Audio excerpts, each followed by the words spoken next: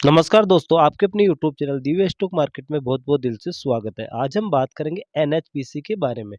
तो एनएचपीसी का देखा जाए तो पिछले दिनों में इसने बहुत ही ज़बरदस्त रिटर्न बना के दिया है। ये स्टॉक जब 69 पे था तब भी हमने वीडियो के माध्यम से खरीदारी करने की सलाह दी। जिन लोगों ने खरीदा उनको बहुत ही अच्छा प्रॉफिट देखने को मिल रहा है। तो इस कंपनी ये 1975 में स्थापित कंपनी हुई थी, एक भारतीय जल विद्युत उत्पादन कंपनी है। ये भारत सरकार का एक मिनी रत्न श्रेणी के अंदर एनएचपीसी निवेशकों में मामले में देश भर में 10 कंपनियों में शामिल है। कंपनी का लाभांश ट्रैक बहुत ही अच्छा है और इसने पिछले 5 वर्षों के अंदर बहुत ही अच्छा लाभांश भी दिया है और कंपनी ने प्रॉफिट भी अच्छा बना के दिया है।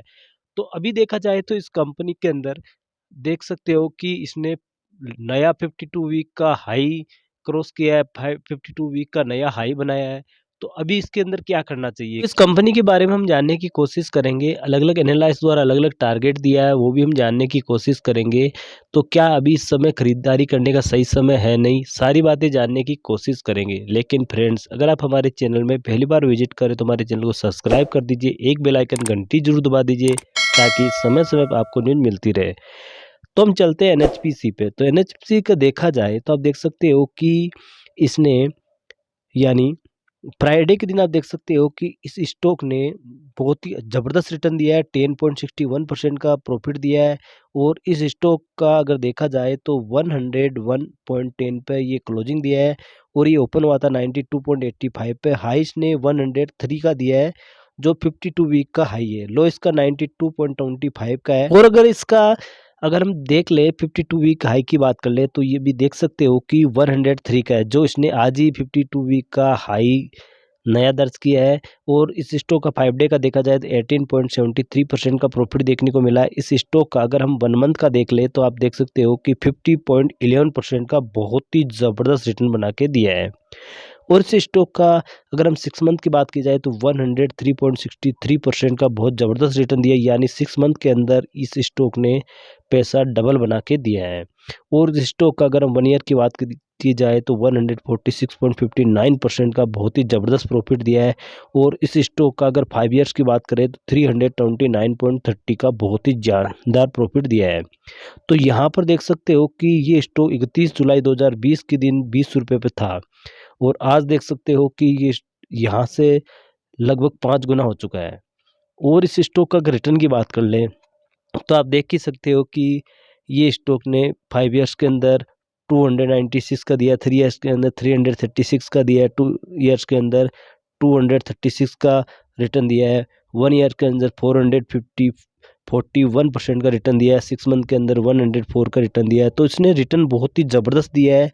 और इस स्टॉक का वॉल्यूम की बात कर ले तो वॉल्यूम देख सकते हो 1 मंथ का देखा जाए तो 15 करोड़ का है, 1 वीक का देखा जाए 28 करोड़ का है, यस्टरडे का देखा जाए तो 54 करोड़ का है और टुडे का यानी फ्राइडे का देखा जाए तो ये 54 करोड़ का वॉल्यूम बहुत ही ज़बरदस्त देखने को मिला है। इस स्टॉक का अगर देखा जाए तो आप देख सकते हो कि प्रमोटर की होल्डिंग की बात की जाए तो यहाँ पर जो कि 70.95% की प्रमोटर होल्डिंग है, जो अभी सेम है और एफआई की देखा जाए 7.57% की है, जो अभी 7.38% है। डीआई की देख सकते हो पहले 14.23% थी, जो अभी 13.42% है और गवर्नमेंट की इसके अंदर 1.53% थी, वो भी अभी सेम है और पब्लिक की देखा जाए तो पहले 5.71% थी, जो अभी 6.73% है। तो आप देख सकते हो कि इसके अंदर पब्लिक का सिर्फ सिर्फ देखा जाए तो 6.73% ही है। तो देख सकते हो बहुत ही ज़बरदस्त स्टॉक है। अगर इसकी हम न्यूज़ की बात कर ले तो आप देख सकते हो कि बजट 2024 का बजट के अंदर निर्मला सीतारमण ने भारत के लिए नेट जीरो का लक्ष्य तक पहुंचने के लिए नई योजना की घोषणा की है। तो वित्त मंत्री ने भारत के विशाल अपतटीय जो कि विन एनर्जी क्षमता के दोहन पर ध्यान देने के साथ साथ उन्होंने ग्रीन एनर्जी के क्षेत्र को भी बढ़ावा देने में महत्वपूर्ण संसाधन को आवंटित किया है। इसके अलावा देख सकते हो कि यहाँ पर कि वित्त मंत्री ने भारत की विशाल अपतटीय जो कि विन एनर्जी क्षमता के दोहन पर ध्यान देने के साथ साथ जो कि ग्रीन एनर्जी के साथ बढ़ावा देने पर महत्वपूर्ण संसाधन आवंटित किए हैं। एक उल्लेखनीय पहल में 1 गीगावाट जो कि जीडब्ल्यू अपतटीय पवन ऊर्जा के विकास के लिए व्यवहारिक अंतरिक्ष वित्त पोषित शामिल है, जिसमें भारत के जो कि रिन्यूएबल एनर्जी पोर्टफोलियो में विविधता लाने में जीवाश्म ईंधन पर निर्भरता को कम करने में महत्वपूर्ण भूमिका निभाने की उम्मीद है। रणनीति में एक अन्य प्रमुख घटक 2030 तक 100 मीट्रिक टन प्रसंस्करण करने की जो कि सक्षम कोयला गैसीकरण द्रवीकरण परियोजना को स्थापित करने में महत्वाकांक्षी लक्ष्य है। ये कदम प्राकृतिक गैस यानी मैथनॉल अमोनिया पर भारत की आयात निर्भरता को कम करने के साथ साथ स्वच्छ ऊर्जा को बढ़ावा देने के लिए तैयार कर रहे हैं।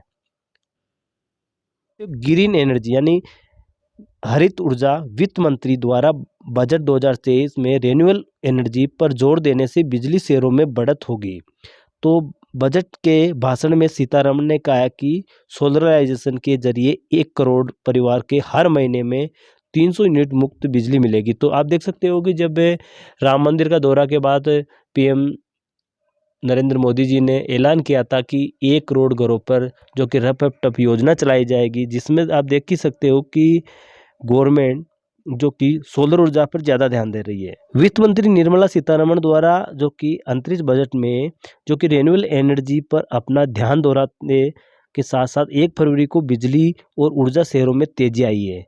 तो आप देख ही सकते हो कि जब ये बजट पास हुआ था उसके बाद इन बिजली के शेयरों के अंदर काफ़ी तेजी आई है और लगातार बढ़ रहे हैं। जो सीतारमण के अपने भाषण में कहा है कि 2027 तक नेट जो कि शून्य के लिए अपनी प्रतिबद्धता को पूरा करने के लिए विभिन्न उपाय किए जाएंगे, जैसे कि अपतटीय जो कि विंड एनर्जी, इसके अलावा आप देख ही सकते हो कि ग्रीन एनर्जी, इसके अलावा 1 करोड़ परिवारों में 300 इकाइयों तक बिजली पहुंचाने में मदद करने के लिए सौर पैनल स्थापित करना, हर महीने में जो कि बिजली मुफ्त मिल सके। जो कि सौर योजना के प्रत्येक घर में जो सालाना 15,000 से 18,000 रुपये तक की बचत होने की उम्मीद है।